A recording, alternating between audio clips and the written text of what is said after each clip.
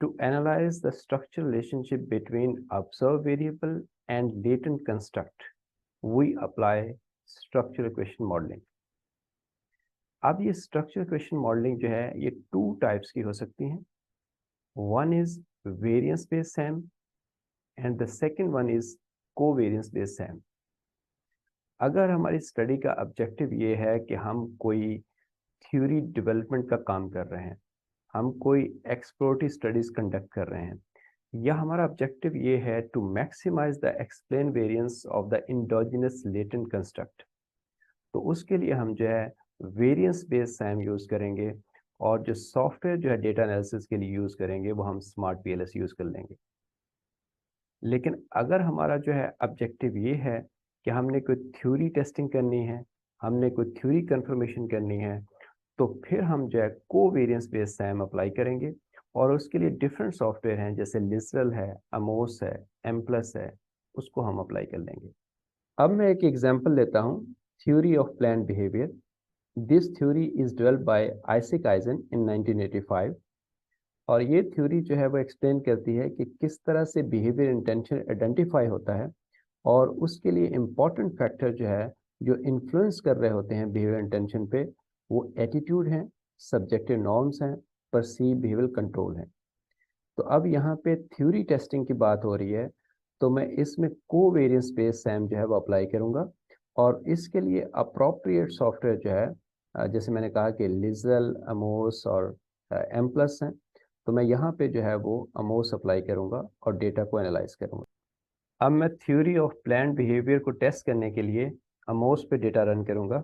अब यहाँ पे मैंने अमोस को ओपन किया है और इसके इंटरफेस को मैं इंक्रीज़ करूँगा. अगर मैं व्यू पे क्लिक करूँगा और उसके बाद इंटरफेस प्रॉपर्टीज़ पे क्लिक करूँगा, तो यहाँ पे पेपर साइज़ को मैं A4 लैंडस्केप कर लूँगा और अप्लाई कर दूँगा. तो इससे मेरा जो है वो इंटरफेस जो है वो इंक्रीज़ हो जाएगा. अब मैं स्ट्रक्चर मॉडल को ड्रॉ करूँगा और अगर मैं एक्सेल पे अपना डेटा को देखूँ तो यहाँ पे मेरे पास जो है एटीट्यूड के 4 आइटम्स हैं और उसके बाद सब्जेक्टिव नॉर्म्स के 4 आइटम्स हैं, परसीव बिहेवियर के 4 आइटम्स हैं और बिहेवियर इंटेंशन के जो है 4 आइटम्स हैं. तो अब इसको मैं जो है वो अमोस पे जो है इसके जो है वो लेटेंट वेरिएबल जो है वो मैं ड्रॉ करूँगा. अब यहाँ पे जो है लेटेंट वेरिएबल पे मैं क्लिक करूँगा और उसके बाद जो है यहाँ पे लेटेंट वेरिएबल पे क्लिक करने के बाद जो है मैं यहाँ पे सर्कल या ओवल जो है ड्रॉ करूँगा और 4 इंडिकेटर्स हैं, तो 4 टाइम्स मैं इसको जो है वो क्लिक करूँगा तो मेरे पास ये 4 आइटम्स जो है वो यहाँ पे बन जाएंगे.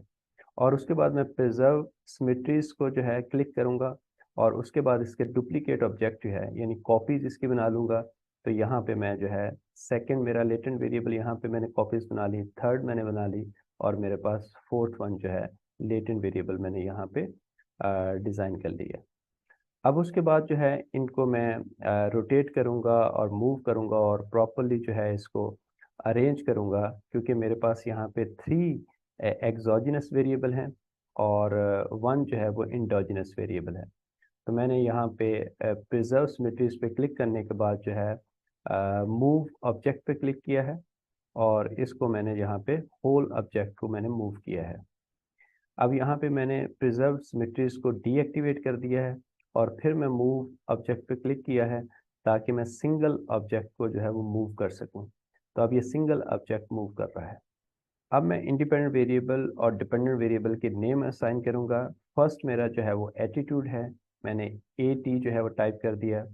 सेकंड मेरा जो है वो सब्जेक्टिव नॉर्म्स है, SN मैंने टाइप कर दिया और थर्ड मेरा जो है उसमें जो है वो परसीव बिहेवियर कंट्रोल है. तो परसीव बिहेवियर कंट्रोल मैंने यहाँ पे टाइप कर दिया. जो मेरा इंडोजिनस है यानी डिपेंडेंट वेरिएबल है वो बिहेवियर इंटेंशन है, मैंने BI टाइप कर दिया. अब यहाँ से मैं कनेक्ट करूँगा जो सिंगल हेडेड एरो है उससे मैं कनेक्ट कर रहा हूँ. मैंने अपने इंडिपेंडेंट वेरिएबल को डिपेंडेंट वेरिएबल के साथ यहाँ पे तीनों को कनेक्ट कर दिया. उसके बाद जो है यहाँ पे जो डबल हेडेड एरो के थ्रू भी हम कोवेरिएंसेस जो है वो ड्रॉ कर सकते हैं, लेकिन जो है वो यहाँ से सिलेक्ट करने के बाद प्लगइन्स में जाके ड्रॉ कोवेरिएंसेस जो है हम ऐसे भी सिलेक्ट कर सकते हैं. तो ये मैंने यहाँ पे कोवेरिएंसेस जो है वो यहाँ पे बना ली है. अब उसके बाद जो है एरर टर्म जो है, जो बेसिकली मॉडल का एरर टर्म है, उसको यहाँ से मैंने जो है वो ऐड किया है। और उसके बाद ड्राइंग को बेहतर करने के लिए मैंने टचअप जो है उससे जो है वो इससे थोड़ी सी ड्राइंग बेहतर हो जाएगी, मॉडल बेहतर हो जाएगा, तो मैंने वो चीज़ की है। अब उसके बाद मैं डेटा सेलेक्ट करूँगा, सेलेक्ट डेटा फाइल, इस पर क्लिक किया, फाइल नेम पे क्लिक किया, और उसके बाद यहाँ पे देखूँगा जो मेरे पास डेटा की फ़ाइल है, और ये यहाँ पे डेटा की फ़ाइल मैंने सेलेक्ट कर ली है। अब इसको जो है एक चीज़ का यहाँ पे ख्याल रखना होता है कि जब आप डेटा की फ़ाइल लोड कर रहे हैं तो देख लें उसकी टाइप क्या है। अगर वो एक्सेल की है तो 8.0 आप सेलेक्ट कर लें, अगर वो एसपीएसएस की है तो एसपीएसएस का जो है वो टाइप सेलेक्ट कर लें। तो यहाँ पे मेरे पास एक्सेल की है तो इसलिए मैंने एक्सेल 8.0 मैंने सेलेक्ट कर लिया। अब मैं ओपन करूँगा, क्लिक ओके, और इससे मेरा जो है वो डेटा लोड हो जाएगा, और आप वेरिएबल लिस्ट में आप डेटा जो है उसको देख भी सकते हैं कि ये प्रॉपर्ली लोड हो चुका है। अब मैं यहाँ पे वन बाय वन जो है वो ऑब्जर्व वेरिएबल्स में डेटा लोड करूँगा। जैसे 81 जो है, मैंने उसको जो है वो ड्रैग किया और फिर कलर चेंज हो रहा है तो मैं यहाँ पे डेटा ड्रॉप कर रहा हूँ। अदरवाइज़ अगर ये कलर चेंज होने के बगैर आप ड्रॉप करेंगे तो ये इंटरफेस पे डेटा जो लोड हो जाएगा, और फिर जब आप रन करेंगे तो एरर आ जाएगा। तो आप इस तरह से डेटा लोड करें, यानी उसको ड्रैग करें, जब वहाँ पे लेके जाएँ तो कलर चेंज हो रहा है, रेड हो रहा है, तब आप डेटा को ड्रॉप करें, और फिर ये प्रॉपर्ली जो है वो डेटा लोड हो जाएगा। और यहाँ पे जो कंस्ट्रेंट जो है 1 दिया गया है, मैंने उस सीक्वेंस को फॉलो कर रहा हूँ कि जहाँ से 1 है, तो मैं भी अपना आइटम जो है 1 वहाँ से सिलेक्ट कर रहा हूँ, और फिर 2 और 3 जो है इसी तरह से मैं सीक्वेंस को फॉलो कर रहा हूँ। तो आप भी इस सीक्वेंस को फॉलो कर सकते हैं। तो मैंने यहाँ पे अब जो है वो इंडिपेंडेंट वेरिएबल और डिपेंडेंट वेरिएबल के आइटम्स यहाँ पे मैंने उसका डेटा जो है वो लोड कर दिया। अब मैं ऑब्जर्व वेरिएबल को रीसाइज करना चाह रहा हूँ ताकि नेम जो है वो प्रॉपर्ली शो हो जाए, तो मैं प्लगइन्स में जाऊँगा और उसके बाद रीसाइज ऑब्जर्व वेरिएबल पे क्लिक करूँगा तो ये मेरे पास जो है प्रॉपर्ली शो हो जाएंगे। और उसके बाद यहाँ पे जो मेजरमेंट एरर है उसके मैं नेम असाइन कर सकता हूँ प्लगइन्स में जाके, नेम अनऑब्जर्व वेरिएबल, तो यहाँ पे इनके भी नेम जो है ये शो हो जाएंगे। उसके बाद मैं इसको सेव कर लूँगा, स्ट्रक्चरल मॉडल के नाम से जो है इसको मैं यहाँ पे सेव कर लूँगा। इस ये सेव करना ज़रूरी है, इसके बाद बगैर जो है मोस्ट रन नहीं होगा, तो इसलिए आप जो है रन करने से पहले आप जो है सेव ज़रूर करेंगे। तो अब यहाँ पे मैंने स्ट्रक्चर मॉडल के नाम से सेव कर लिया। अच्छा, उसके बाद यहाँ पे जो है एनालिसिस प्रॉपर्टीज़ में क्लिक करूँगा, और आउटपुट टैब में फर्स्ट जो 3 हैं लेफ़्ट साइड से जो है फर्स्ट 3 जो है इनको सेलेक्ट कर लूँगा, ताकि मेरे पास कोएफ़िशिएंट और आर स्क्वायर की वैल्यूज़ आ जाएँ। तो इसको मैंने सेलेक्ट कर लिया। उसके बाद मैं कैलकुलेट एस्टिमेट पे क्लिक करूँगा, तो अब मेरे पास जो है मोस्ट रन हो जाएगा और रेड एरो जो है इनेबल हो जाएगा। इस पे जब मैं क्लिक करूँगा तो मेरे पास वैल्यूज़ शो हो जाएँगी। अब ये आपके पास कोएफ़िशिएंट है 0.21, 0.32, 0.28 जो है ये कोएफ़िशिएंट है, और यहाँ पे ये मेरे पास लोडिंग्स हैं जो कि यहाँ पे शो हो रही हैं। ये अनस्टैंडर्डाइज़्ड एस्टिमेट है। मैं स्टैंडर्डाइज़्ड एस्टिमेट पे भी क्लिक करके देख सकूँगा, तो यहाँ पे स्टैंडर्डाइज़्ड फैक्टर लोडिंग जो है ये मेरे पास शो हो रही होंगी। और इसी तरह से जो है वो कोएफ़िशिएंट भी जो है वो स्टैंडर्डाइज़्ड जो है वो कोएफ़िशिएंट जो है वो यहाँ पे शो हो रहे होंगे, और आर स्क्वायर भी जो है वो 0.58 जो है वो शो हो रहा है। अच्छा, अब उसके बाद जो है मुझे देखना है कि कौन से जो है वो हाइपोथेसिस जो है वो एक्सेप्ट या रिजेक्ट हो रहे हैं। तो मैं व्यू टेक्स्ट पे क्लिक करूँगा, उसके बाद एस्टिमेट पे क्लिक करूँगा। तो यहाँ पे आप देखें कि 3 मेरे पास इंडिपेंडेंट वेरिएबल हैं, attitude, subjective norms, perceived behaviour control, तो उसका इम्पैक्ट है बिहेवियर इंटेंशन पे। तो ये मेरे पास यहाँ पे 3 शो हो रहे हैं। अब मैं इसके पी वैल्यू देखूँगा, तो जो कि 0.05 से कम है, तो इसका मतलब ये सिग्निफिकेंट है। यहाँ पे जो स्टार लगे हुए हैं, इसका मतलब भी ये है कि यहाँ पे ये 0.05 से वैल्यू कम है। तो ये इसलिए जो है यहाँ पे तीनों जो है वो यहाँ पे इंडिपेंडेंट वेरिएबल जो सिग्निफिकेंट है। अगर मैं यहाँ पे 3 हाइपोथेसिस बनाऊँगा, तो ये मेरे पास जो है वो तीनों सिग्निफिकेंट होंगे, यानी पॉजिटिव भी हैं कोएफ़िशिएंट, और मेरे पास ये सिग्निफिकेंट भी हैं। यानी एटीट्यूड का भी इम्पैक्ट सिग्निफिकेंट है बिहेवियर इंटेंशन पे, सब्जेक्टिव नॉर्म्स का भी, परसीव्ड बिहेवियर कंट्रोल का भी जो है। अब अगर मैं स्टैंडर्डाइज एस्टिमेट पे क्लिक करूंगा तो यहाँ पे मुझे आर स्क्वायर की वैल्यू शो हो गई, जो कि यहाँ पे 0.58 है, 58% है।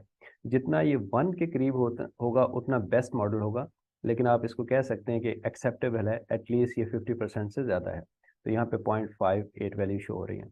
अब मैं मॉडल फिट देखूंगा कि मेरा मॉडल जो है, मॉडल फिट जो है पुअर फिट है या बेस्ट फिट है, तो उसके लिए जो रिकमेंडेड थ्रेश होल्ड है फर्स्ट उसमें chi square divide by degree of freedom जो है, फिर उसके बाद पी वैल्यू है, गुडनेस ऑफ फिट है, GFI है, AGFI है, और उसके बाद CFI है, TLI, RMC जो है, ये वैल्यूज़ हैं। तो ये बेसिकली थ्रेश होल्ड हैं, और अब हम अपने मॉडल से जो है इसको कंपेयर करेंगे तो चेक करेंगे कि ये पुअर फिट है, सेटिस्फैक्ट्री है, या ये जो एक्सीलेंट है या बेस्ट फिट है, उसको हम ये अभी चेक करेंगे। तो यहाँ पे जो अमोस्ट में हमारे पास मॉडल फिट में वैल्यूज़ आ रही हैं, तो अगर आप देखें यहाँ पे जो है जो काई स्क्वायर की वैल्यू जो है वो 3.78 है, और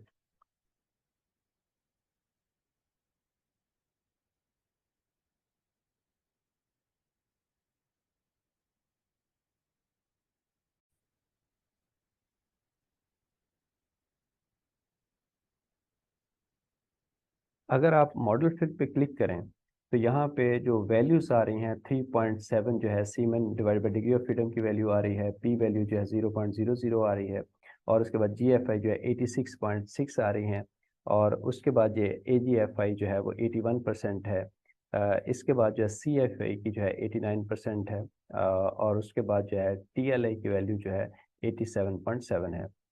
और अगर हम जो है वो RMC की वैल्यू देखें तो 0.094 है। तो अगर हम ये वैल्यूज़ कंपेयर करें जो थ्रेश होल्ड है, तो आप इसको जो है वो कह सकते हैं कि ये जो है वो सेटिस्फैक्ट्री मॉडल है। यानी ऐसा नहीं है कि सारे जो है वो थ्रेश होल्ड जो है वो मीट हो रहे हैं, एक्सीलेंट नहीं कह सकते हैं, या ऐसा भी नहीं है कि सारे थ्रेश होल्ड मीट नहीं हो रहे हैं, पुअर फिट है, तो आप इसको जो है वो सेटिस्फैक्ट्री मॉडल जो है वो कह सकते हैं। Thank you for watching. Please subscribe to my channel.